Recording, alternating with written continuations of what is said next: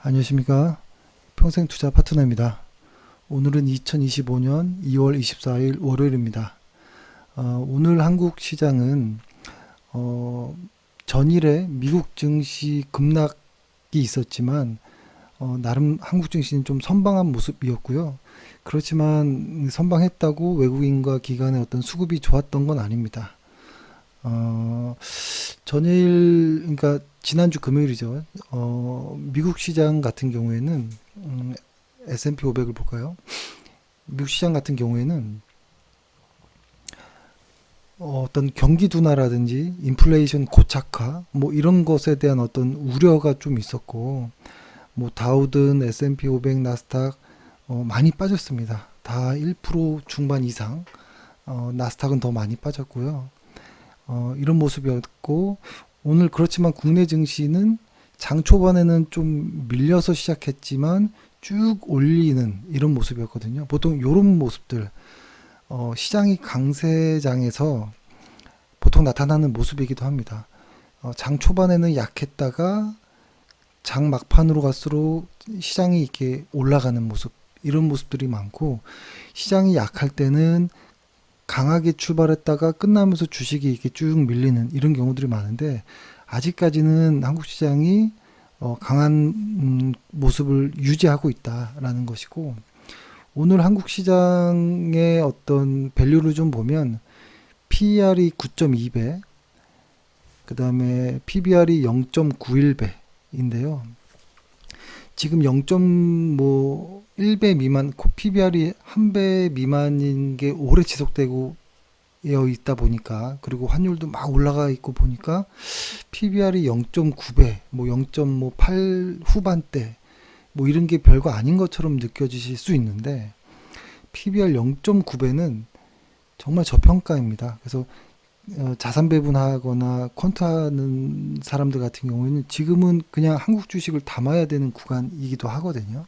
근데 이게 급작스럽게 올라온 부분이 있고, 또 미국 시장이 혹시 좀 흔들리나 이런 어떤 모습에 좀 웅크려들지만, 지금 한국 시장만을 놓고 보면 매우 싸다. 그래서 미국 시장이 많이 좀 이렇게 흔들림이 있더라도 한국 시장은 그렇게 많이 빠질 게 있을까? PBR 0.9배에서 더 빠지면 이건 뭐 무조건 비중 확대해야겠죠. 근데 이제 여기서 싸다 비싸다 이렇게 이야기를 할 때, 그리고 혹은 뭐 시장이 뭐 올랐다 내렸다 이렇게 이야기할 때 어떤 기준을 하나 좀 정하면 좋을 것 같은데요. 이거는 뭐 저도 예전에 또 많이 말씀드렸지만, 그 분산이란 거를 체크하잖아요. 분산이란 게 뭐냐면, 예를 들어서 이런 겁니다. 최근 것만 가지고 좀 봐볼게요. 분산이라고 보면, 전일보다 이렇게 하락하고 있죠. 지수가 하락하는데 거래량이 증가한 이런 모습. 그러니까 이게 시장이 파는 사람들이 우위인 이런 날인 거죠. 근데 이런 날들이 여기도 나오죠. 이렇게 시장이 분명히 푹 하락하는데 거래량까지 꽤 많이 나온 날들. 그리고 또 여기도 그렇고, 이렇게 최근에는 한 3회 정도 나왔거든요. 근데 이게 윌리엄 오닐의 책에서 보면 한 4회 정도, 4, 5회 요 정도부터는 시장에, 그러니까 최근 한 달 정도 기간 안에, 가까운 한 달 정도 기간 안에 한 분산이 한 4회 정도 이상 나오게 되면 시장 약세에 좀 준비해야 된다라는 이야기가 나오거든요. 과거의 거를 좀 보면, 여기도 보면 이렇게 5차례 분산이 나오고 시장이 한 달 정도 이상 많이 흔들리는 모습이 나왔거든요. 미국 시장입니다. S&P 500. 근데 지금은 한 3회 정도니까 긴장을 해야 되는 건 맞지만, 약세를 벌써 준비해야 되나? 약세의 시작인가? 이렇게까지는 보진 않습니다. 근데 이것은 뭐 다 다를 수는 있지만, 윌리엄 오닐의 기준에 의한 거고, 또 어떤 기준을 따르는 사람들은 적어도 한 60일 이동 평균선을 깨고 내려가지 않는다면, 이 파란색이 60이거든요. 62평선을 추세적으로 깨지 않는다면 약세라고 보긴 좀 어렵지 않느냐, 이렇게 볼 수도 있죠. 여기 보면은 이렇게 보면 이렇게 시장이 쭉 올라오는 과정에서 20일 이동평균선을 깨는 경우들은 좀 많이 있거든요. 이럴 때 좀 주의해야겠지만, 확실하게 60일 이평선을 깨고 내려갈 때는 시장이 많이 꺾이는 모습이 있습니다. 또 과거에 이렇게 하락할 때도 볼까요? 여기를 볼까요? 가까운 구간. 여기를 보면 여기서도 시장이 쭉 올라오죠. 정배열돼서 쭉 올라오는 과정에서 20일 이동평균선 깨지는 경우들은 좀 있죠. 근데 요 60일 이동평균선을 테스트하면서 깨버리는 이런 구간에서는 확실히 시장이 약세구나라는 생각이 들고, 이 약세를 극복하기 위해서는 60일을 돌파해야겠죠. 여기를 돌파해 올라갈 때 시장은 다시 상승 추세로 전환하는구나, 혹은 정배열이 되는 이런 구간들을 보면서 시장은 진짜로 다시 돌아섰구나, 뭐 이렇게 어떤 기준을 만드는 건데요. 이 기준이 다 사람마다 다를 수는 있지만, 저는 보통 어떤 분산이 많이 쌓인다든지 그럴 땐 조심하다가 60일 이평선 정도를 지수가 깨고 내려가면 이거는 확실히 약세가 맞다, 이런 생각을 좀 합니다. 나스닥도 좀 보면 나스닥을 최근에 걸로만 분산을 좀 보면 여기도 분산이 한 4차례 정도, 분산을 보는 기준도 사람마다 달라요. 예전에는 윌리엄 오닐의 방식만 사용했지만 점점 많은 사람들이 그 백테스트를 하면서 분산을 보는 기준도 좀 체계화된 부분들이 있거든요. 그래서 제가 볼 때는 한 4차례 정도 분산 이후에 좀 고생을 하는 모습이 있었고, 지금은 한 3차례 정도 분산이 나왔습니다. 그리고 나스닥도 보면 뭐 마찬가지겠지만, 이 60일 이동평균선 위에 있을 때와 이 아래에 있을 때는 너무 분위기가 다른 시장일 겁니다, 아마. 그리고 60일 이평선을 다시 회복하는 이런 구간들은, 그리고 정배열되는 이런 모습들은 시장이 좋은 모습을 보이고 있고요.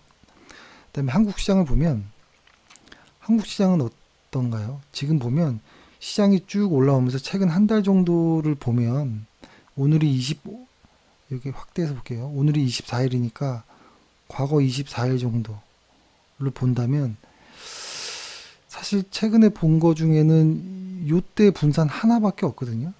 그러니까 분산이 한 3-4차례도 아니고 이제 하나이고, 그리고 적어도 20일 이평선도 아직 훼손되지 않았고, 그렇죠.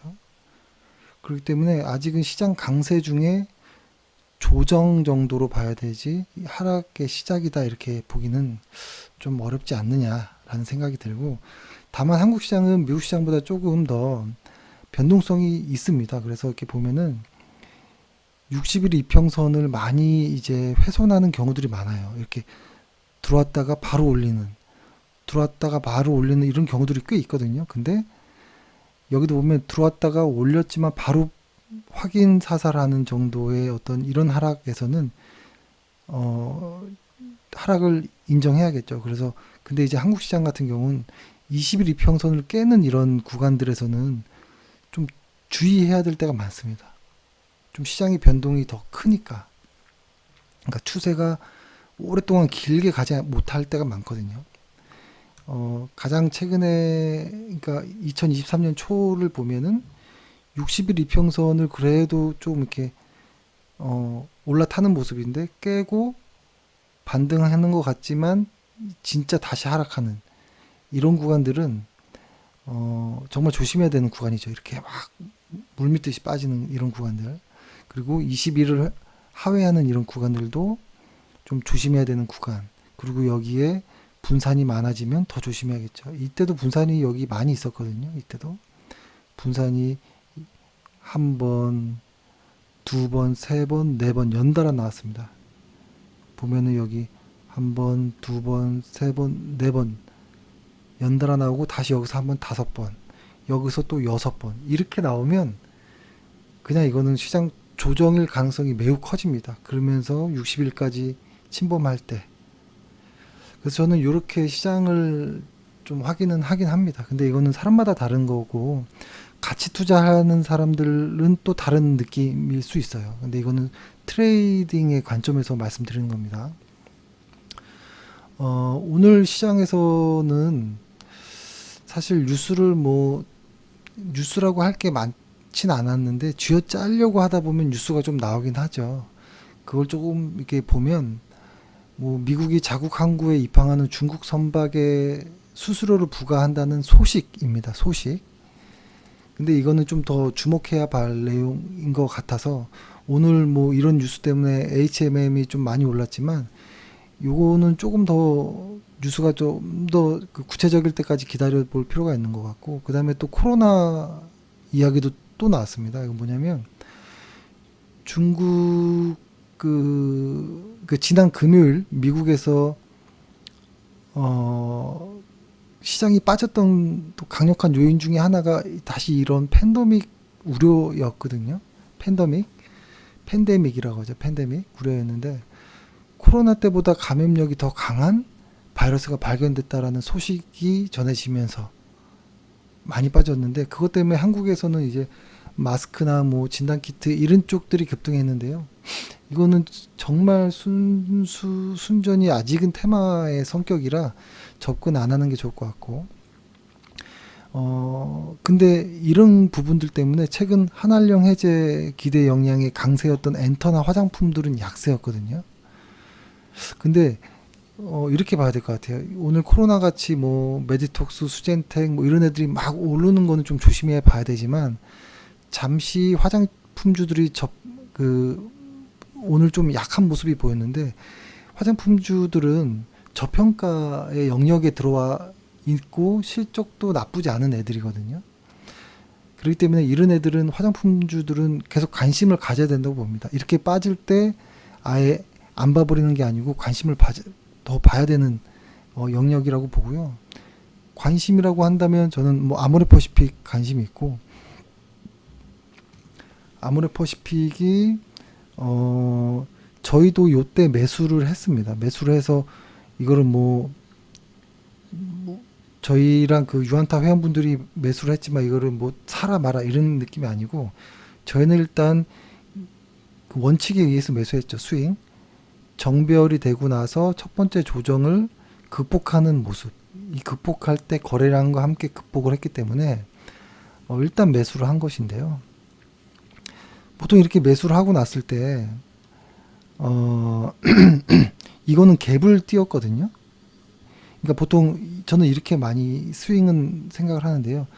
어떤 구간에서 이렇게 어떤 양봉이 나오면서 매수를 하잖아요. 그러면 그날에 어떤 그 시작가라든지 어떤 저가 여기를 깨지 않는 이상 홀딩을 하는데, 여기를 깨면 절반 정도로 매도할 수 있고요. 그 다음에 내가 샀던 그 종가보다 한 10% 정도까지 하락하면 다 팔아야 되는, 스윙 트레이딩의 관점이라면 그 정도로 봅니다. 그래야지만 두 번에 나눠서 이렇게 팔면 적어도 한 손실률이 한 5에서 한 10% 사이에 들어가야지만 나중에 수익이 났을 때 손익비가 좀 맞춰지는 경향이 있어서 이렇게 말씀드리는데, 근데 이렇게 갭으로 뜬 모습에서는 이렇게 갭으로 뜨잖아요. 여기가 가장 높은 지점이었는데, 그러니까 캔들을 여기서부터 이렇게 보는 거죠. 이렇게 이만한 캔들이었구나 라고 보는 거예요.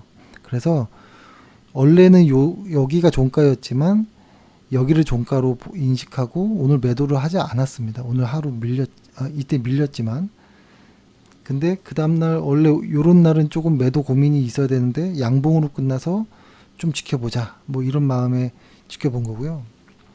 만약에 매수했던 금액보다 지금 4% 정도 빠져 있는데요.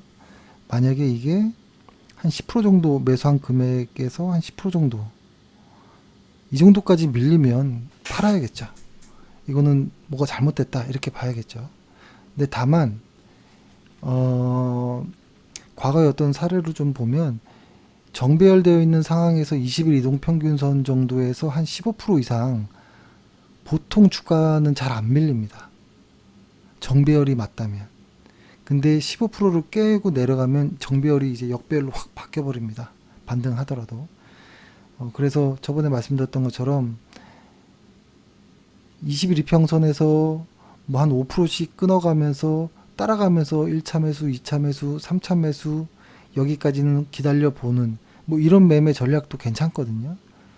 그래서 그때 말씀드렸던 부분이 있고, 그 다음에 하나 더 소개해 보자면, 저희는 아직 보유하고 있진 않지만 실리콘2라는 종목이 있는데요. 이거는 사실 어제가 좋은 매수 구간이었어요. 요때가 좀 좋은 구간이었어요. 왜 그러냐면 이 정배열이 되고 나서 첫 조정이 나오잖아요. 이 첫 조정을 극복한다라고 볼 수 있는 것은 거래량이 이렇게 뭔가 세게 올라오는 이런 날이거든요. 과거에도 보면 이렇게 뭔가 평균 어떤 50일 이동 평균선 거래량보다 튀어오르는 날, 이때였거든요. 이때 매수가 좀 좋지 않았느냐라고 생각해서 어제는 좀 고민하다가 사지 못했는데 오늘 역시 좀 좋게 올라가는 모습이 있죠.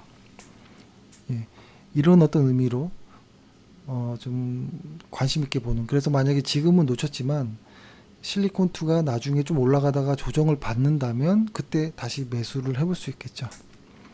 그리고 맞다. 이 코로나 관련한 뉴스 중에서 오늘 이 코로나 관련된 뉴스 때문에 코스메카 코리아나 뭐 클리오 이런 애들이 많이 빠졌거든요. 근데 이런 애들은 오히려 이 코로나라는 어떤 테마가 사라지면 오히려 얘네들이 더 많이 올라갈 가능성도 있습니다. 그래서 이렇게 오늘 갑자기 하루 이렇게 훅 뉴스 때문에 빠졌다고 안 봐야 될 종목은 아니지만, 이가 만약에 다시 정배열 된다면 그땐 다시 봐야겠죠.